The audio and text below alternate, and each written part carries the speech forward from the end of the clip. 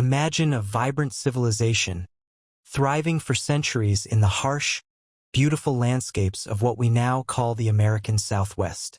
They were master builders, innovative farmers, and artists, creating cities carved directly into sheer cliff faces and developing complex societies. Then, around the late 13th century, they were gone. Not a single battle fought, no obvious cataclysm. Just silence. This is the enduring mystery of the Anasazi, or as they are more respectfully known today, the Ancestral Puebloans. For generations, their sudden disappearance has puzzled archaeologists, historians, and indigenous peoples alike. What happened to these incredible people who left behind such breathtaking monuments but no clear answers? Today, we're going on a journey to unravel one of North America's greatest ancient mysteries. Part 1. Who were the Ancestral Puebloans? A flourishing civilization. Before we delve into their vanishing act, let's understand who these remarkable people truly were. The term Anasazi, while widely used, is actually a Navajo word that can be translated as ancient enemies or ancestors of our enemies. Many modern Pueblo peoples find this term offensive, preferring Ancestral Puebloans or simply Ancient Ones.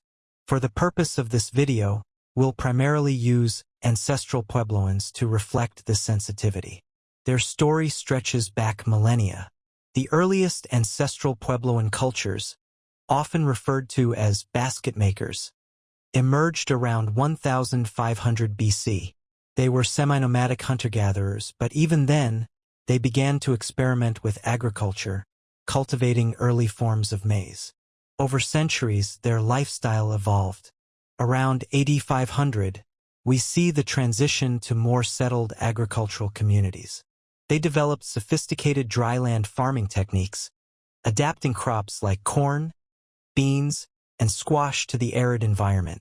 They mastered irrigation, diverting precious water to their fields, and even began constructing rudimentary reservoirs. By the Pueblo I and Pueblo II periods, roughly AD 750 to AD 1150, their ingenuity truly blossomed. This was the era of the Great Pueblos. We're talking multi-story structures, often built with meticulous stonework, housing hundreds of people. These weren't just simple homes.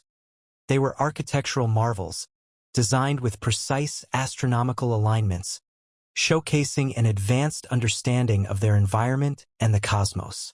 Perhaps no place exemplifies their zenith more than Chaco Canyon in New Mexico. Here, a thriving ceremonial and trade center emerged, connecting dozens of great houses across a vast network of ancient roads, some stretching for hundreds of miles. Imagine a vast metropolis, not of skyscrapers, but of meticulously crafted stone structures, some reaching 5 stories high, boasting hundreds of rooms. The sheer scale and precision of Chacoan architecture is still breathtaking today. Then, around AD 1150, something shifted. For reasons still debated, many of the large Chacoan communities began to decline, and a new wave of construction began further north, particularly in places like Mesa Verde and Hovenweep. This is where we find those iconic, breathtaking cliff dwellings, nestled precariously in alcoves high above canyon floors. Why move into such difficult-to-access locations? Was it for defense, or simply a more efficient use of natural shelters? Beyond their architecture, the Ancestral Puebloans were skilled artisans. Their pottery, often adorned with intricate geometric patterns, tells stories of their beliefs and daily lives. They wove intricate textiles from cotton, crafted beautiful turquoise jewelry, and developed complex social structures with elaborate ceremonial practices centered around circular subterranean chambers known as kivas. They were a people deeply connected to their land, their traditions, and their community. They didn't just survive in this harsh environment. They thrived. Part 2. The Unexplained Exodus, the Great Drought, and Beyond. So, we have a highly advanced, well-established civilization. They had overcome countless challenges in their environment for centuries.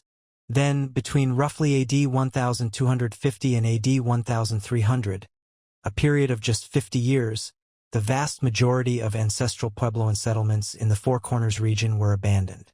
It wasn't a gradual decline. It was a relatively rapid, widespread exodus. The silence they left behind has echoed through the centuries. For a long time, the prevailing theory pointed to climate change, specifically the Great Drought of the late 13th century. Tree-ring data, which provides incredibly precise annual climate records, shows a prolonged period of severe drought from approximately AD 1276 to AD 1299. Imagine decades of meager rainfall, crops failing year after year, water sources drying up. For a people so reliant on agriculture, this would have been catastrophic. It's a compelling explanation, and certainly environmental stress played a significant role. Without water, large settlements simply couldn't sustain themselves. People would have been forced to move in search of more hospitable lands. But was it just the drought? Many archaeologists argue that it's rarely a single factor that brings down a complex society. What else could have been at play? A resource depletion.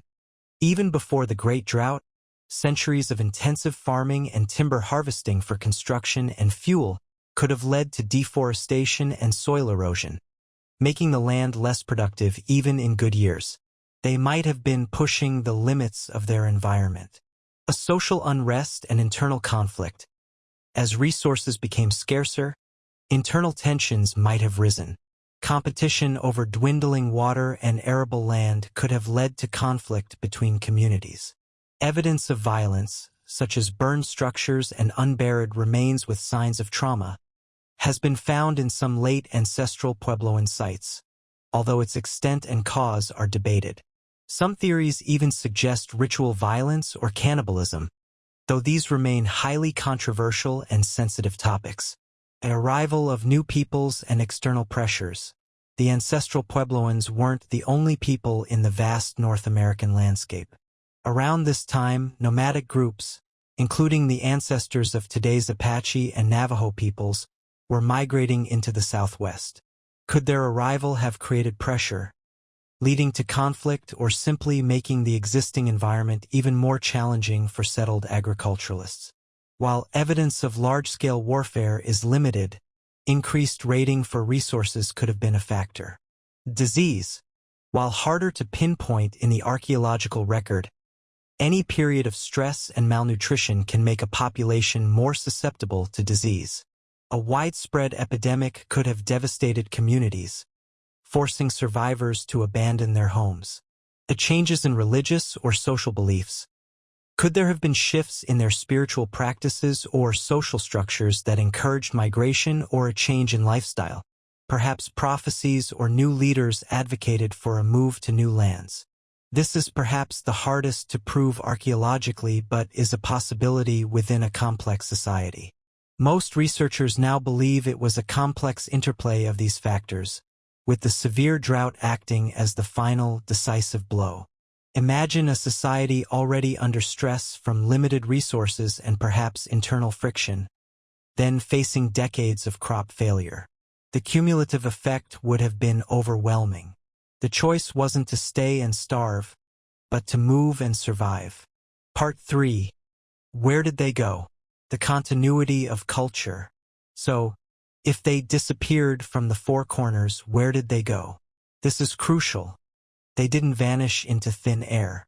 The ancestral Puebloans are the direct ancestors of today's modern Pueblo peoples who live in thriving communities across New Mexico and Arizona. Their culture didn't disappear. It transformed and relocated. Archaeological evidence, oral traditions, and linguistic analysis strongly support this connection.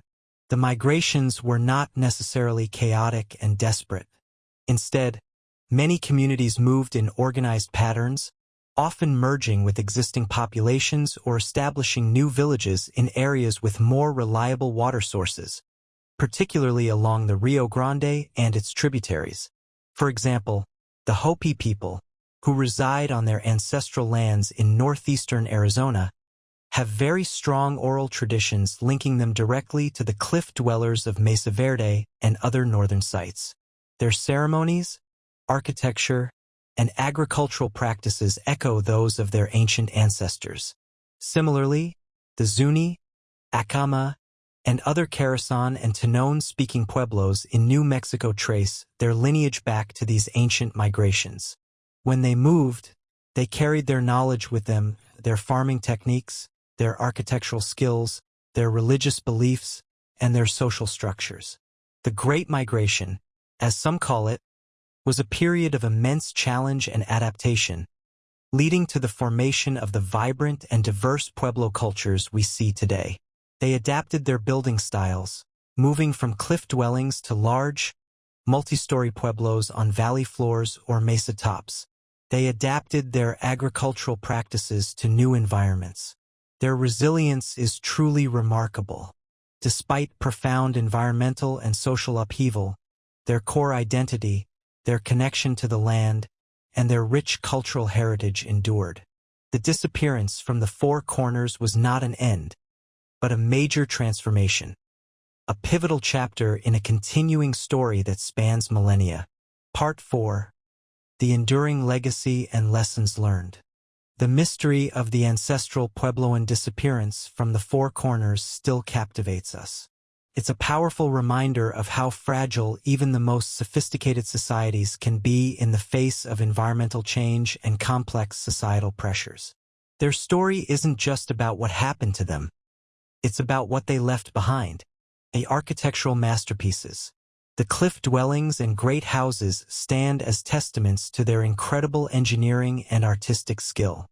They draw millions of visitors every year, inspiring awe and wonder. Ingenious adaptations. Their ability to thrive for centuries in a challenging environment offers invaluable lessons in sustainable living and resource management. A continuous culture. Most importantly, their legacy lives on in the living traditions, languages, and communities of the modern Pueblo peoples. They are not a lost people. They are ancestors, and their story continues through their descendants. So, while the term Anasazi disappearance might suggest a complete vanishing, it's more accurate to view it as a profound migration and transformation. It's a testament to human resilience, adaptation, and the enduring power of culture. It reminds us that even when confronted with overwhelming challenges, people find ways to survive, to move, and to continue their story. The ancient stones of the ancestral Puebloans whisper stories not just of an ending, but of a beginning. A new chapter born from adversity, carrying forward the wisdom of the ancient ones into the future. And in listening to those whispers, we learn more about ourselves, our past, and our collective human journey. What do you think happened to the ancestral Puebloans? Do you believe it was primarily the drought, or a combination of factors? Let us know your thoughts in the comments below. We love hearing from you. If you found this video fascinating, please give it a thumbs up and subscribe to our channel for more deep dives into ancient mysteries and untold histories. You can also hit that notification bell so you don't miss our next video.